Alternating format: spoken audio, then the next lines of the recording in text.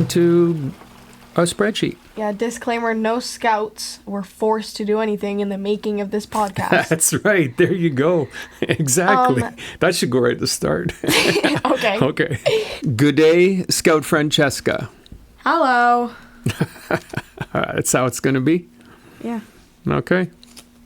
Hi, this is Scout. And William. From Hypermentilating. The podcast. A show that follows life and change. Well, through the eyes of a father and a daughter. Join us as we find our way together. Enthusiastically, we find our way together. Whee! Okay, so technically for our first topic, we were going to do a different one, but I'm going to switch up the order. So we're going to do the second one first and the first one second. So, first topic of the day, aka second topic of the day. You know, people out there would have no idea which order we were going to do them in. First topic of the day hey? is, but we do, so it might throw you off. So I'm giving you a warning saying we're going to do the second one first instead of the first one. I feel like that could have come prior to the podcast launching. Too late. All right.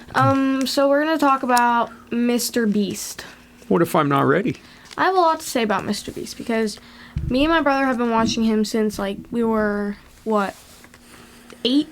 I don't know. And we used to think that his videos were so cool and that he was so cool because he was this rich guy that could do whatever he wanted. Because, of course, when you're a kid and you see a guy being able to rent out private islands for him and his friends for a YouTube video is cool. To an 8-year-old. Mm-hmm. That's cool. And probably most other ages, too. But now that I look back on it, I just realize that he's just, to me, he's kind of just another one of those guys that doesn't really know what to do with his money and found a way to double it by making videos spending his money. Yeah, I mean, I'd say he knows exactly what to do with his money. Yeah, and that dude's made a huge bag on YouTube. He's like the king of YouTube. But he also makes videos himself doing things like buying hearing aids for 100 deaf kids and building schools in places that don't have education and building homes for people that don't have homes. Yeah, but it's more genius. Oh, I know. He's a YouTube savant, man. Yeah. No, I know. Like what you're just talking about there, the philanthropy he does. Yeah. That makes people who are watching it feel like they're good people because they watch his goofy videos, his goofy 12 or 15 minute videos because he never goes long, of him handing out stuff to people who need stuff or building things for people who need things built, and it makes people feel good. Yeah. Oh, look at I'm a good person too because I'm watching Mr. Beast do good things. It's just crazy because which there are good things he's doing too. Yeah, but it's just crazy because actually I have a good point. In the show The Good Place, spoiler alert, but the whole premise is that these people go to the good place, but it's really hell. It's really the bad place. And the reason is because they were not so great people on Earth, but the whole idea of the show is that they could get better in the afterlife. But one of the things is, are they getting better because in their head the idea is that, oh, well, if I get more points, I can get into the real good place? Or are they doing it because they genuinely want to be good people? So it kind of is that kind of thing. Is Mr. Beast just doing it for more money and publicity? Or is he doing it because he genuinely wants to be a good person? Or is it a bit of both? I mean, one of the basic principles of money, right, is it takes money to make money, which is generally true. And so he makes money and he pours it back into his videos, into his business. Originally, he started pouring it back into getting better gear, and then he started better production values, and then he started doing his little giveaways, and then they got bigger. And so he keeps dumping money back into YouTube, but he exponentially makes more out of those investments. So the fact that it benefits people at different times too. I mean, I totally get what you're saying. Is he doing it to make a bigger pile, or is he doing it because he genuinely wants to help people? I mean, does it matter? If he's helping people, if he's genuinely helping people, does it matter if he's doing it just to make more money? It's a weird one, isn't it? Because either way, whether he's doing it for himself or for the way people see him, he's still he's still helping other people. He's still Yeah. making other people happy. For sure. Like the family that didn't have a home or now has a home, or the kid that never really got to hear his sister's voice can now hear it. Like that's Absolutely. I mean, that's huge. But also, I mean, his basic model, I believe, is still goofiness. Like it's still his goofy little videos. Like Yeah. his basic model, I don't think has ever changed. Like he's kind of a nerdy guy with a goofy every sense of humor. He's got an everyman vibe. Like he's easily relatable. He doesn't talk down to people. He Yeah. doesn't. He just seems like, I mean, his whole shtick is he's just a normal guy, and anybody could do this, really. Yeah. Like he doesn't profess to be super intelligent or have great, acumen in any particular thing. He just is a YouTube savant, man. He figured out how YouTube works, and it works perfectly for his personality. Yeah. My favorite. Like I haven't watched that much of him, so I'm not, because to me he's just just another knobber selling stuff. Really, My favorite videos of his are the ones where he puts two random people together. yeah, Like, okay, I have two examples. One example is he gets two randoms, a girl and a boy, and, well, a man and a woman. And he puts them in this white room that has everything you would need to survive. Mm-hmm. A bathroom and a shower, beds, ciao. food, like a stove and an oven and that Yeah. kind of stuff. Books, like that kind of stuff. Mm-hmm. And the premise is that every 10 days he comes in with a new offer. And it's the basis of the video is stay in a room for 100 days and win blank amount of money. Yeah, And every 10 days he goes in and he offers them something, whether it's a TV or a new comfortable beds, being able to turn off the lights, but you have to buy those things with the money that you would win if you stayed in for 100 days. Okay. And I really like those videos because they're kind of like experiments. Because we don't know, I mean, you don't know, these two people could hate each other. Like, they might really not get along. yeah, for sure. Or they could opt to completely leave the room and drop the $500,000 or whatever. So I think that he, like you said, he really knows he knows his way around YouTube, and he knows how to entertain people. He knows what people like. He knows Sure, yeah. He's, I mean, even that is hugely manipulative. He knows how to be, he knows some psychology, whether he knows it innately or he took it at school, I don't know, but he certainly knows how to manipulate people and people's interests. Because that's just human nature. People Yeah. want to see, they're going to keep the money, they're going to get fighting. Like, Yeah. it's got all kinds of elements, doesn't it? Consumerism, greed, people trying to get along. What will you do for money? Like, Yeah. the guy's only just shy of having gladiator games, really. Yeah. I mean, he just does a sort of a peaceful version of that in And- some of these. Because of his money, he can do things like not recent, but one of his videos, he went to the pyramids of Egypt, and he took a tour that only something like under 10 people have done. Yeah. And he recorded it. And I think that's another reason why people like him, because he gets to give experiences to people Absolutely. through a screen that like 99.9% of the world would never get to absolutely experience. Yeah. No. It's his thing is brilliant, man. Yeah. Like, it's much respect to how he's managed to figure out how to maximize YouTube. So- Because he makes, again, as I said earlier, for whatever he spends, he makes, I don't know how much more than Yeah. that, right? Like, his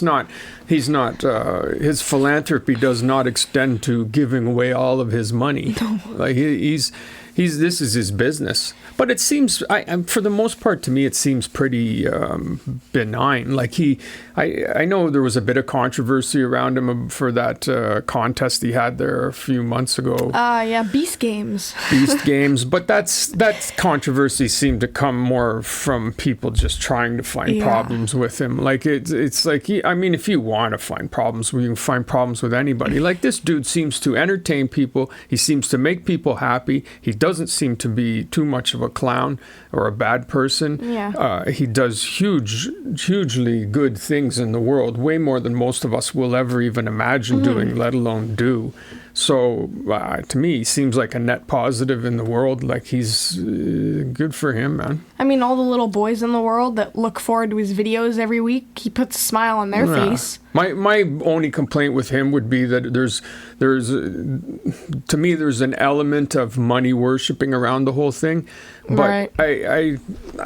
I mean, on the other hand, he makes it clear that he spends money to make money, which is, it's actually a pretty good thing for kids to understand that that's how money works. Like, you know, Yeah. the guy takes some risks. I think there's a lot worse things on the interweb. For sure. All right, then there's our little, for the 20 people on Earth that don't know who he is and don't already consume his wares, maybe they listen to us and they have something new to pursue. So, to answer the question, Mr. Beast, ? I think that was just restating the question. I didn't feel like it was a question. I think that overall, he's Mr. Beast. entertaining. Is that how it goes? Yeah. Mr. He's Beast. entertaining. Good or bad? He's informative. You and like he's my thoughtful. radio voice? Yeah, I do. And is he informative or thoughtful, Scout? He is. He's all of those things, and that's the or rules is he that we stand by. bad man? No, Dad. Stay tuned. Those are all the rules that we stand by. All And right. he's all of those things, so I think that he gets 5 big booms.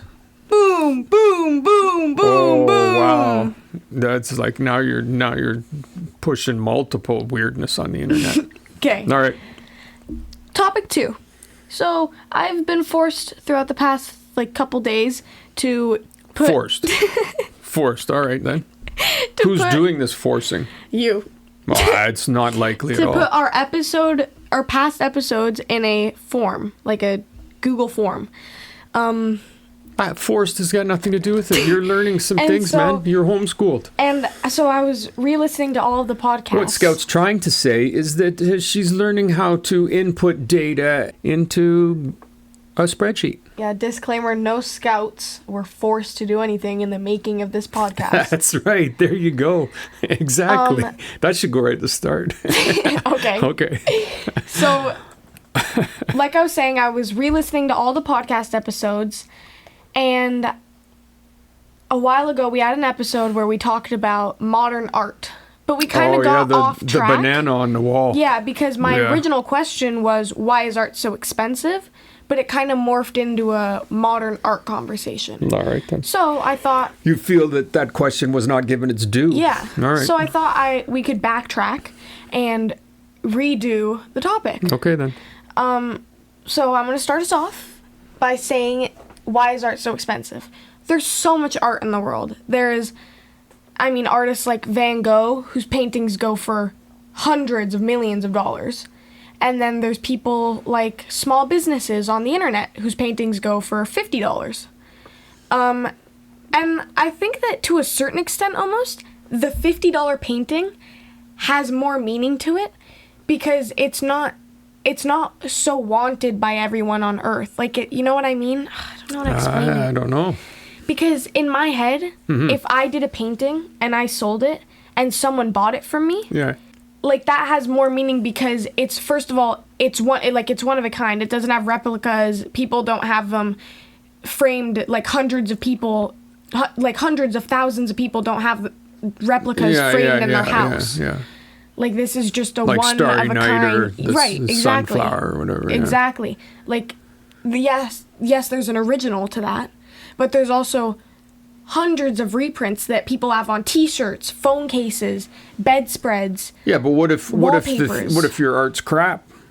Yeah, but we're talking about a $50 painting that is good. Okay.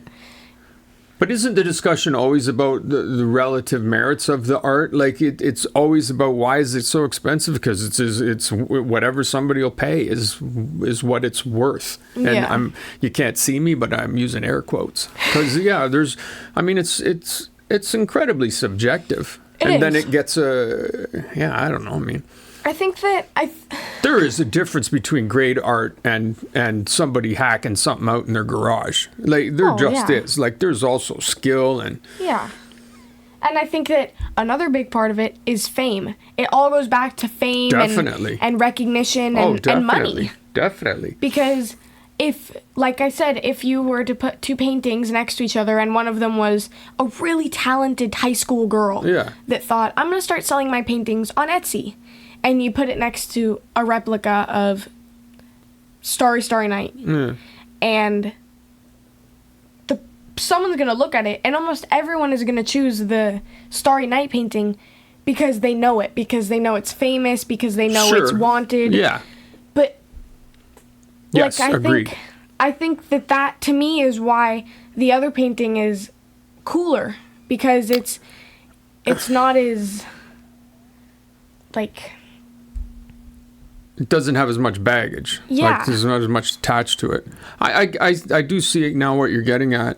It just if you put a sketch, like if you put a painting of Van Gogh's that nobody knew of, or Picasso or somebody that nobody had ever seen, and you just put it on in front of you, and then a nice painting by some other artist who was unknown. Yeah. There's a good chance a lot of people would pick the unknown one for sure if they didn't realize that the other one was this famous person. There's no question that knowing that an piece of art is from somebody makes it somehow more special and therefore more expensive, because we've all agreed that it has more value. The value's nebulous. It's not really real value, is it? No. Like valuing art is such a weird thing. I mean, it's basically is, if we all agree that it's expensive, then it's expensive. Yeah, I mean, who is it? Picasso, the guy that does the blocky art? Yeah, cubist, yeah. Yeah.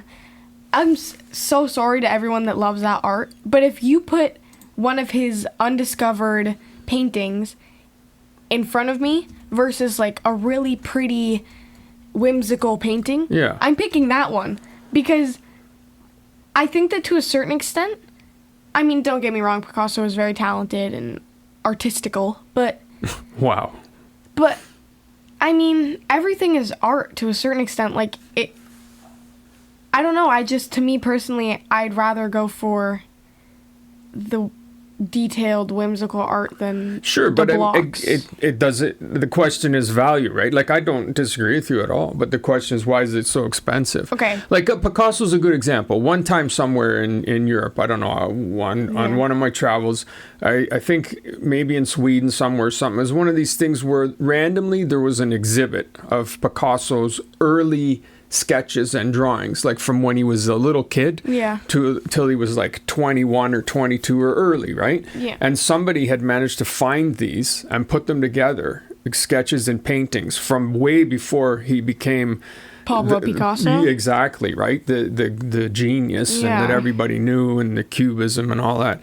And the thing that struck me was how amazing of an artist he was. Like he was unbelievable. His ability to sketch and to draw people's faces and to just, the guy was just an unreal artist, right? Like he just was obviously incredibly talented from the time he was a small child, right? He was just a natural born drawer and artist. Yeah. And so up until then, I had always kind of, I associated him with the weird, blocky things and eyeballs in weird spots and everything.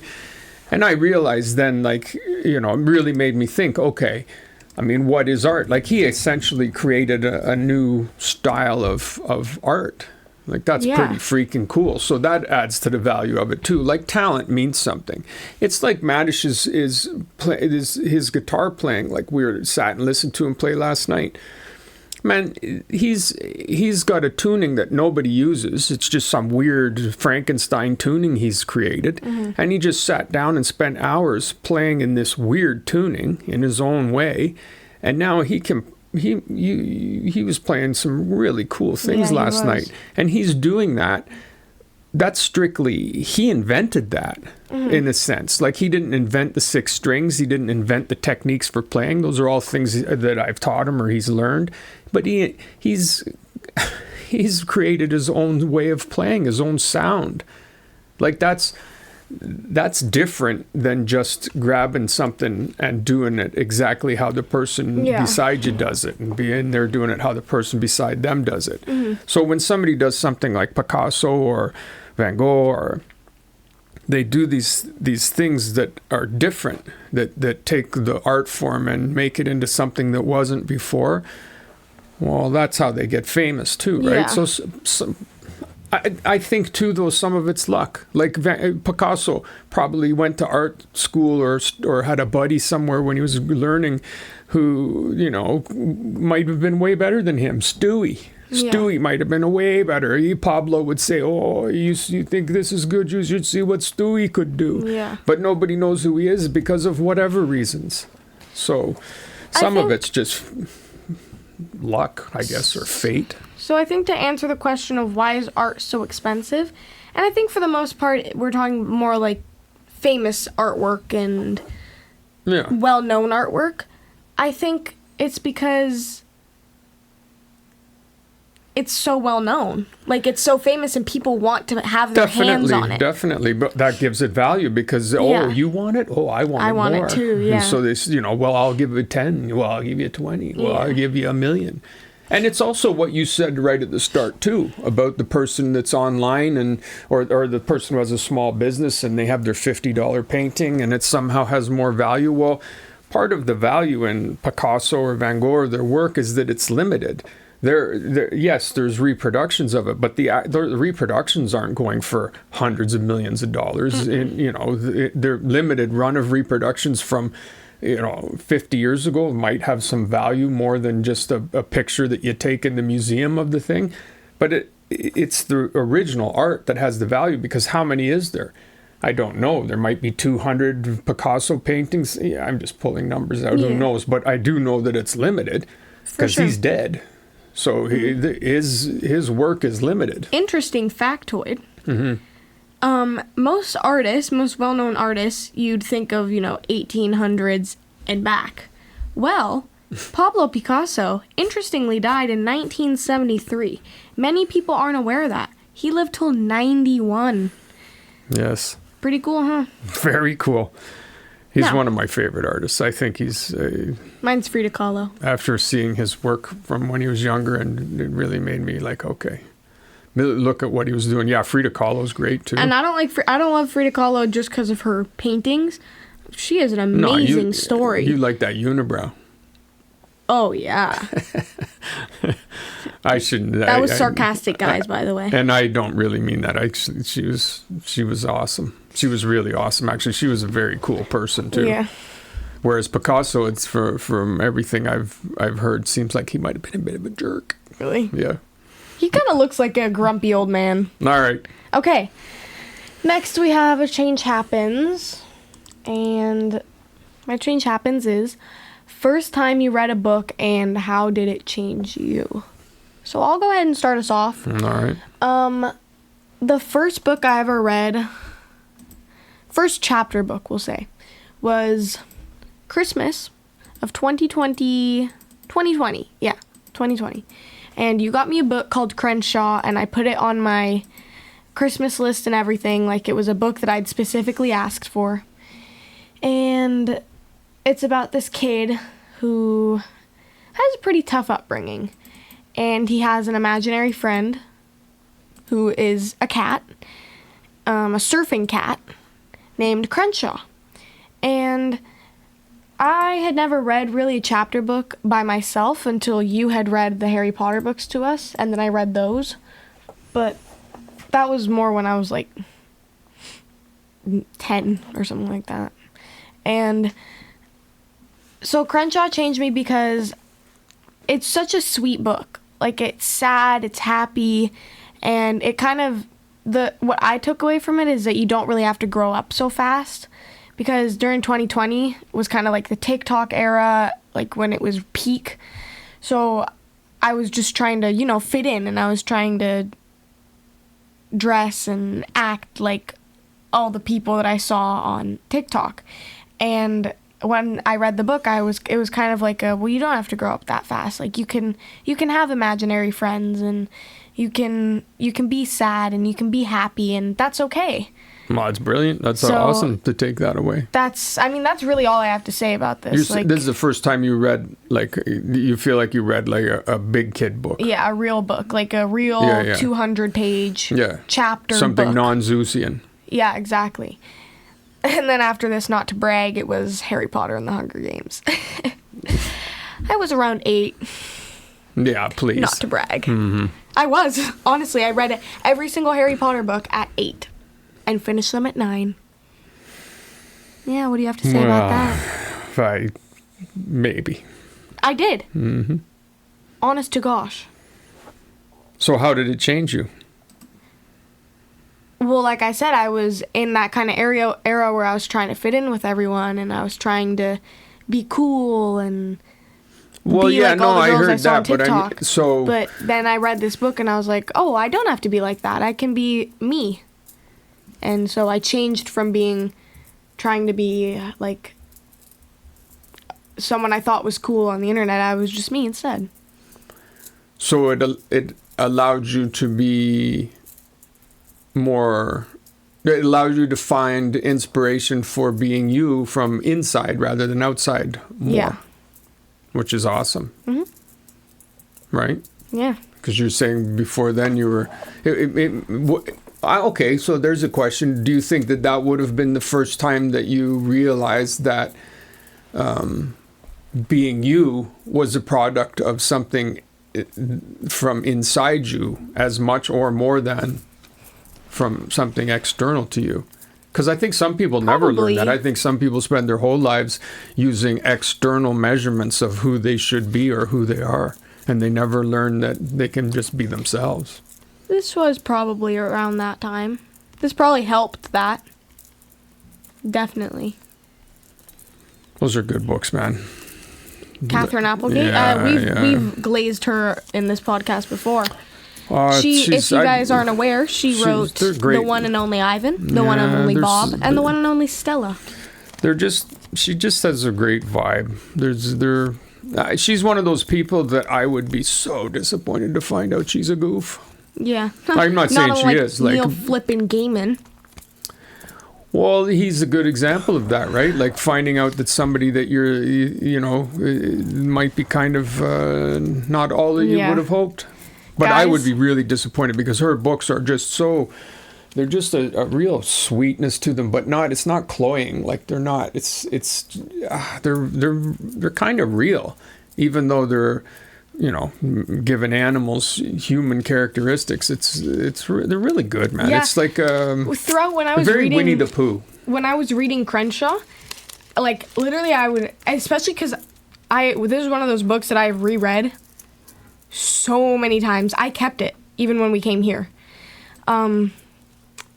Yeah, it's one of those books where I just completely forgot so many times that the talking cat is a talking cat. Mm-hmm.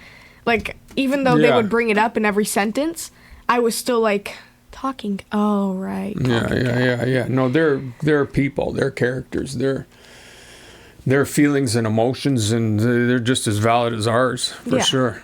Side note, guys, can you guys also hear the soundtrack of every Halloween movie melting as we speak?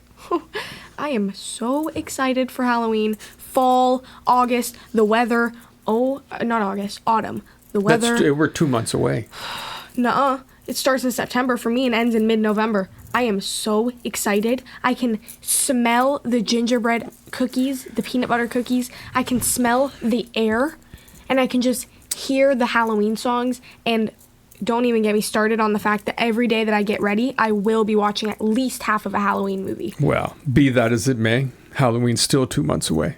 Halloween. But fall is right around the corner. Fall's right around the corner for sure. The weather, all the orange colors, and If the we're still here, neutrals. this is going to be your first real fall transition from summer into Yeah. autumn. You've never really experienced No. that before in your career, It's starting already. in your Mexican career.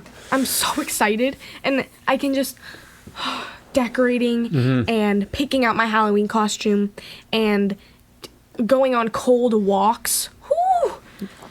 I just got the goosebumps. Wow. Speaking of The goosebumps, goosebumps. goosebumps is gonna. I just got the goosebumps.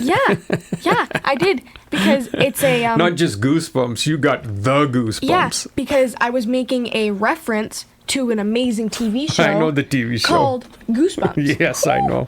That one is also going to be being pulled out from the dusty box on the shelf for this Halloween.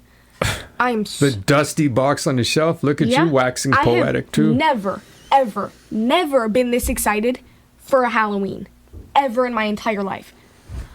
I'm so excited. This will be your first non-Mexican walkabout for Halloween.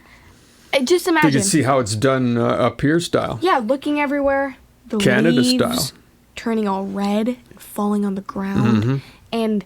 And saying to myself, I should go and rake those up, but never raking them up because it's kind of nice to look at them. Well, says somebody who has an entirely different slant on the cold than I do. I love the cold. We'll see. No, We'll see. Every time, Yeah, we'll Dad, see. every time everyone tells me, you're going to hate the cold. Every time I go skiing and I'm freezing my face off and I go inside and my face is bright red, still love it. Every time that I've gotten snow down my coat, Yeah. I love it. We'll see, daughter. We'll see. Oh, yeah, we will. It's very nice in little blips and bleps. I'm sure That's I'll right, love it blips full and time. bleps. That We time we shall were in a see. blizzard, or that flurry, I had never enjoyed weather more than that. Running out of Home Depot and our coats over our heads. okay. All right. That's selective memory, though, man. Because when you went out of the house unprepared, I told you to. You're not wearing the right clothes. We're I fine. remember. We're fine. It's okay. It fine. also kinda So we sucked. went out. We got outside. There's a blizzard. You had to get to the car. I had to scrape the windows off. I got in the back seat. I got in the car, and the two of you are in the back seat, and you're just shivering and you're and freaking out. You're, like, it's so chipping cold. ice off It's the so window. cold. Yeah, you weren't sitting back there going, "Oh, this is fantastic." Did you see I was laughing though and smiling too? Because it was so awesome getting to see a real snowfall. Your face was a mask of pain and horror. No, it wasn't. Why are you lying? Oh, you did not enjoy that experience. Whatever. Just wanted to mention that fall's just around the corner, guys. So get out your Halloween movies and your cup of warm milk and peanut butter cookies and your warm milk. cozy blanket. Gross. Whoa, your cozy I'm alright. blanket. The blanket and the cookies sound good. The warm milk. And watch yourself some Coraline. Watch yourself some Corpse Bride. Watch yourself some Nightmare Before Christmas. Okay. Or Edward Scissorhands. Yeah, that's a good one too. Oh my god, every time I watch that movie I cry. Well, we And can smile do all, every we time can Winona do a- Ryder comes on screen. We can do all this for a Halloween And Jack Sparrow. a Halloween episode. Oh, that's a good idea for a Halloween episode. Oh, guys, now you have something to look forward to. For a Halloween You remember episode, when you- we will review 4 Halloween movies.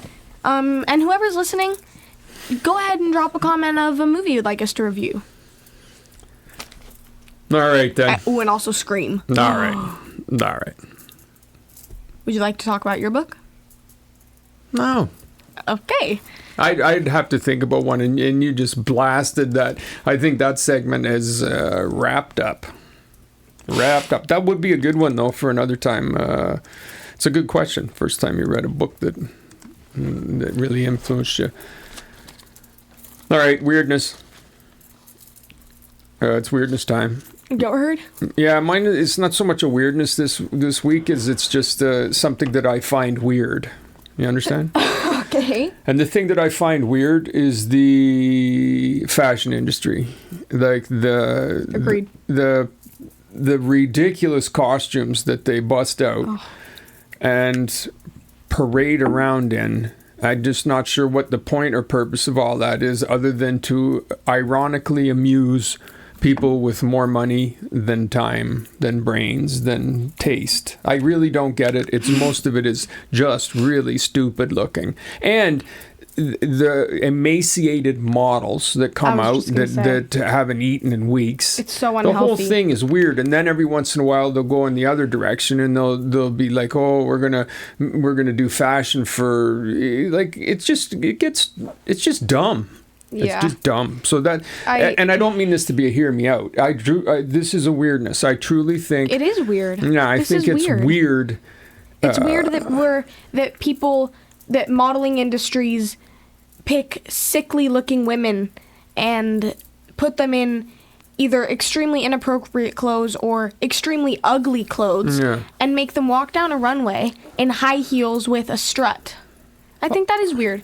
And the stupid things, like it was like when that what's her name, Lady Gaga, when she slapped on a meat dress and things like that, God. when those are supposed to be fashion statements, and it's like, I understand what she's trying to do there. Actually, I shouldn't use that as an example. That doesn't bother me as such. Some of the straight runway modeling where they're just dumb. Like there'll be garbage bags, or their shoulders will be out 6 feet from their heads, or or the ones where there'll be these people who need to eat, and they'll be wearing clothes that are completely revealing, and it's like, well, who's wearing that, man? No, nobody's going out in that. Nobody's gonna wear that anywhere. The fall selection, and this is the summer outfits, and it's like, come on, man. Yeah. Nobody's wearing this. The only models that I support, Adriana Lima, and I'm forgetting her name right now, but. Honestly, mostly Adriana Lima. Yeah, but support. You don't know anything about. Like that's not what I definitely don't. Yeah, don't want to get what into, you're saying. I get what you're saying. Yeah. It's weird. It's weird. The things that people wear, the modeling agencies. I completely understand, and I agree that it's weird. Yeah, it's just I don't know. It's just dumb. It's pointless. I agree. mean, it's strictly, as I said, it's strictly something to indulge people who have more money than taste a lot of the time, and yet they're the ones who are supposedly setting what the standard is for taste. Oh, in this season everybody's going to be wearing bell bottoms. All right, sure they are. Yeah, and they're always wrong too. Like I wonder too. I think the impact of that industry, I think, is probably less than it's ever been in a lot of ways, because of the way the internet is now and how easy it is for people to set trends and new things. I don't think it has as much effect as it used to. It's just a weird toy that rich people play with, I think. Yeah, it is. It's not for normal people. It's odd. Yeah, there you go. Yeah, that's a good weirdness. I'm trying to think of the... I agree. I just hiccuped, man. Yeah, I heard. Straight hiccuped. I'm leaving it in. Okay. That's color. Ooh. Oh, ooh, and I have a little rant too. I have a bone to pick right now, okay? That wasn't a rant. That was my weirdness. No, I have a bone to pick. All right, you pick your bone. Netflix, count your days. Aren't you? Why shouldn't you be saving this for Hear Me Out? Nope. All right. It's not that big. Oh. Netflix is removing Brooklyn Nine-Nine. Oh. Why? Would they do that? Because it's only you and the family members of the cast that are still watching it. No, it's not. You'd be surprised. No, you would be surprised. I like it. I think it's a good show, actually. So now I'm going to be forced to watch The Rookie, which I've been putting off for like months because I've been so invested in Brooklyn Nine-Nine. And now I need to watch The Rookie. Why do you need to watch The Rookie? Why are you watching that show? Why would you watch The Rookie? Do you mean the TV show that's like years old with the... Yeah. They're making a new season. With the like 50-year-old rookie cop. That show. Yeah. Why would you watch that show? It's good. What? I think it's good. No. You should try it. It's surprisingly good. You know what? You're probably right. Mm-hmm. I'm not going to try it. Okay, fair enough. There you go. That's my bone to pick. Netflix, sleep with one eye open. Okay. I love you. You can't be making Netflix. You go ahead and sleep with both eyes open. You can't be making threats. Yeah, do that. Then you can have can't be making eyes on full your swivel. weird little threats, twirling your villain mustache. I'm coming to get you, Netflix. Oh, you took out Brooklyn Nine-Nine. Yeah, because now, Beware. now, what am I going to do when I need a little bit of Peraltiago? You'll just have to get by, won't you? You watch... Or Charles Boyle.